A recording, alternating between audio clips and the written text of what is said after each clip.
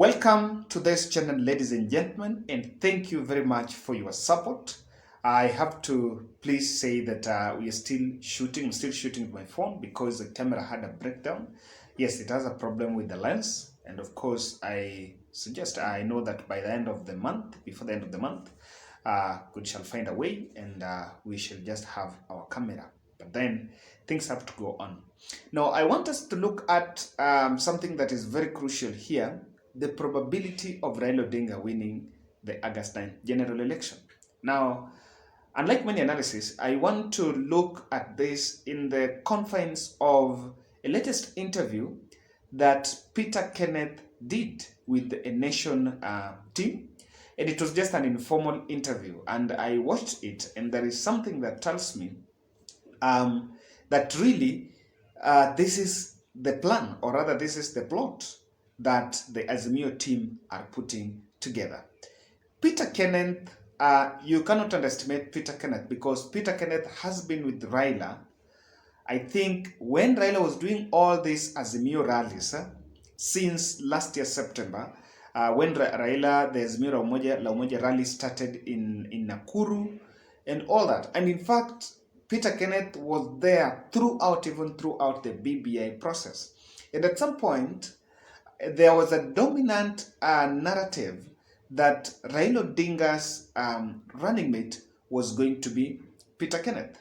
And of course, if you look at some of the few people that are around Raila, Peter Kenneth attended this meeting. I think there is Raila's Boys Club that is normally held at Francis Atuli's home. If you realize that he's been attending all those meetings of that team. So, and this is the meeting that involves Raila, Orengo, Peter Kenneth, I think also Tuji is part of the team. At some point, Eugene Omalo was there, Oparanya, Murade, yes, all that team. So, and even when Raila was doing the Mount Kenya tour, it's actually rumored that Peter Kenneth is a very close associate. He is a candidate that is being fronted by even the Mount Kenya Foundation. So what he says cannot be underestimated. But then I was also so keen on it because, number two, he is in contestation for the running mate against Kalonzo Musyoka, Martha Karua, and I know there is someone that everyone is underestimating, is almost ruling out of that race, Sabina Chege. But I want to believe that is also there. So let's listen to his perspective, because he's actually saying that they have confidence that Raila Odinga will win this election between 60 to 65%. I was talking to another gentleman known as Gideome, I think, who was also telling me that, look here, Mzee is going to win this thing by 60%. So let's listen to what Peter Kenneth is saying. Raila will win the presidency with something between 60 to 65%. Why do you say that? And I'm looking, and this will depend with turnout on his basis and also turnout on his new basis. I'm saying this because if you look at Nyanza and province as it were, he's going to have an overwhelming majority. Touring Western Province with him, it's absolutely clear that he will have Western Province. Raila has always won Nairobi, despite all this, despite the tough elections that have been there. It's very apparent that he has the coast region. It is also apparent that he has the northeastern. Now, when you look at Eastern, with all the Ukambani leaders coming together, and Northeast and Marsabit and Isiolo being counties that are fully supporting Raila with the former governors and current, you can clearly see that Eastern will also fall in support for Raila, which then leaves you with the Rift Valley, and you can clearly see that in the Rift Valley, West Pokot, Turkana, Samburu, Nakuru, Narok and Kajiado are likely to produce Azimio candidates, and that there will be a big chunk of the Rift Valley. So we will also eat into the base that is preserved for the other candidate. And Rift Valley could end up somewhere between 30 to 40 for him. Ladies and gentlemen, if you listen to that interview, first, I was so keen on it because it was not a scripted one. You know, I have worked in the media and I've interacted with a bit of some few politicians. I've interacted with Sakaja. In 2017, I interacted with Sakaja and I think Miguna. Yeah, I also interacted with Miguna when he came to Radio Maisha for interview. I was there. So, one thing you will always find them with some piece of paper or meandika mahali, especially the ones that goes for radio. You know, radio is very easy. No one will know that you're reading something. And so, what this interview tells you first, this is what they think. And this is what they have in mind. Because if you look at the way he was talking in ease, not that he's having a critical thinking, where he's thinking before he says. He's like, look here, this is what exactly is going to look at. And he was so specific on some few pointers that he came out with saying that these are the things that are going to decide how Raila is going to win the general election. Now, look at it this way. If you look at what he said about the Nyanza, the all other areas, he said something on the turnout in Nyanza, it spoke about Central and the other place. But then, there is something that I was so keen on, and I don't know that it also struck you when you were listening, that he did not exclusively point out that Kalonzo Musyoka's presence in Azimio la Umoja is also a key pointer to Raila Odinga's win. In fact, he opted to go straight to say that the leadership of Ukambani. So what he did, he actually involved everyone. But what has been the dominant discourse amongst people who support Kalonzo Musyoka in Azimio, they actually insist. And if you remember when Kalonzo spoke at Jacaranda, Kalonzo said that with him joining Azimio la Umoja, Raila's win is now sealed.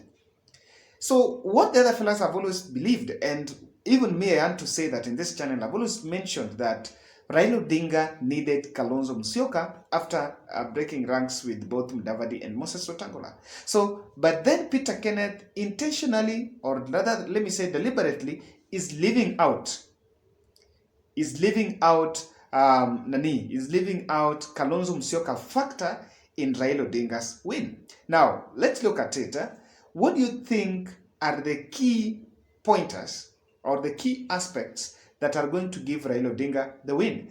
Now that Peter Kenneth, in his own wisdom, have decided that, look here, Kalonzo Musyoka is not one of those factors. Kindly, if you're watching this video, I want to humbly request you to subscribe, click the notification bell so that when we publish our videos, you will always get notified. So, number one thing that I want to point out is the turnout. And I want to agree with Peter Kenneth. For the people who support either Raila Odinga or William Ruto, the first front, the baseline of calculating the winning arithmetic is the percentage of turnout.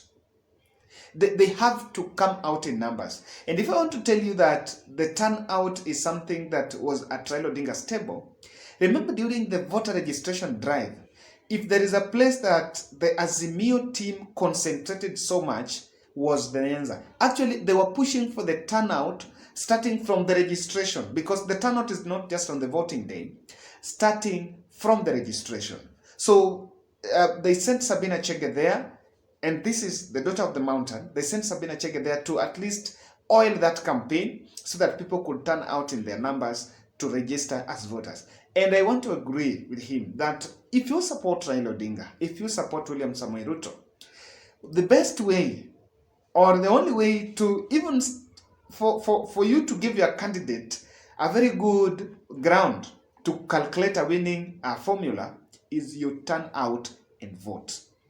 In fact, Raila Odinga's supporter needs to, the support base needs to turn out to the last person. And so that is why the squabbles that are being witnessed in ODM are really, and I think I want to credit ODM because if you look at the last two, it has been all about the violence. So even though it was experienced, but of course, I think violence is something that is psychological, it is just in some people's minds.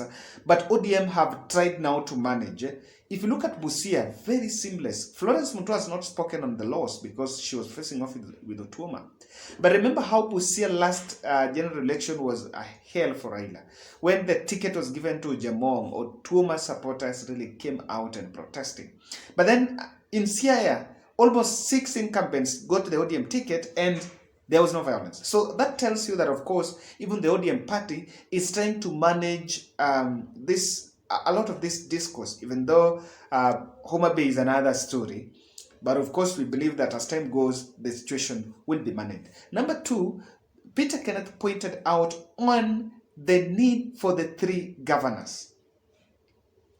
By the way, to say the truth is here, the 3 governors of Ukambani did not join Azimio la Umoja when Raila is vying. They actually joined Azimio la Umoja when Raila was really running up and down with the BBI. And not just the 3. If you look at the people that are engineered and the people that were behind the BBI process, it was the governors. Anne Waiguru was there, the Meru governor was there, Kiraitu Murungi, all these 3 governors, and even Mombasa governors, even James Nyoro. James Nyoro came to Azimio through the BBI because it was there that was being held and all these consultation forums that were being held. So exactly that is what we are saying, that Peter Kenneth is simply telling Kalonzo something here, that we need everyone on board. And for Raila to win, it will not depend on you being in Azimio, but also all the other governors being in Azimio. That is what exactly he's saying in that speech, if you really listen keen. And 3 is the President Uhuru Kenyatta's endorsement. And this factor is very important. I don't know where, if you look at it, the people that support William Ruto have always insisted that the president has 1 vote. But on the other hand, they come out and say, can you just leave campaigns? Wacha kusema mbele Raila, let's face off with Raila. The truth is, some of these things are just political statements. But when Uhuru speaks, I think I am persuaded that there is a very big percentage of Kenyans, not only in central Kenya, but in the other parts, that listen to the president. And then I was talking to someone who was telling me that, and I don't know if they agree with this, that when the president speaks, he doesn't speak to the Kikuyu nation in the counties of central Kenya. He also speaks to the Kikuyu nation in the counties outside central Kenya. And now that is the cutting edge. The Kikuyus are everywhere. In Nairobi, in Mombasa, in Kisumu, in Eldoret, everywhere. Then, the person that can easily persuade the Kikuyus that don't stay even in Gema to vote for Raila Odinga is President Uhuru Kenyatta.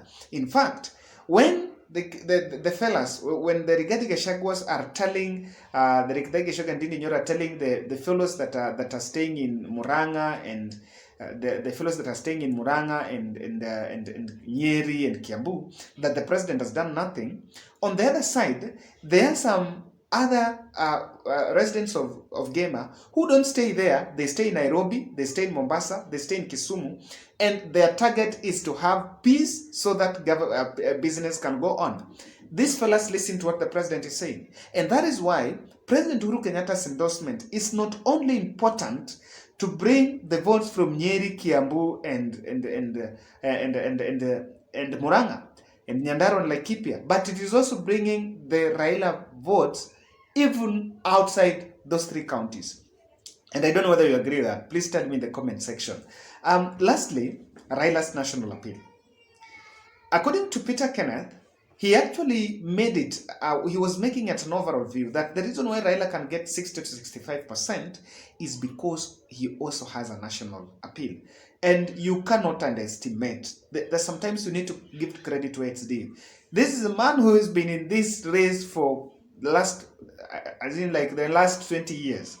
There are people that have voted all those years, and when they go to the ballot, they've been finding his name there.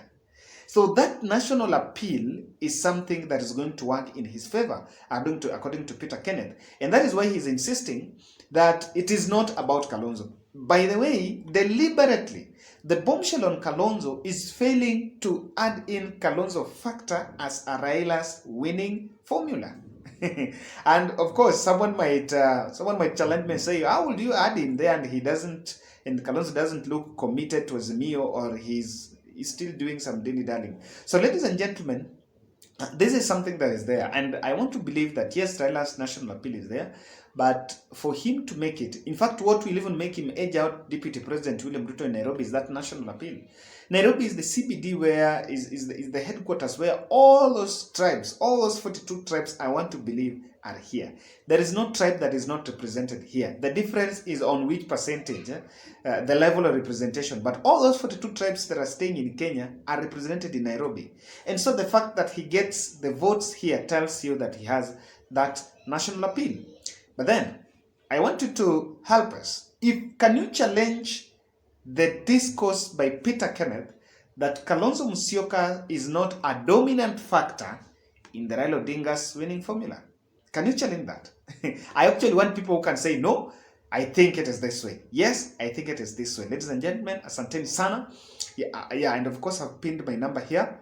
So if you can offer some support just to fix my lens. By the way, lens is very, the lens I need is around 25,000. Yes, around 25,000. And tashukuru sana. And let's meet in the next analysis.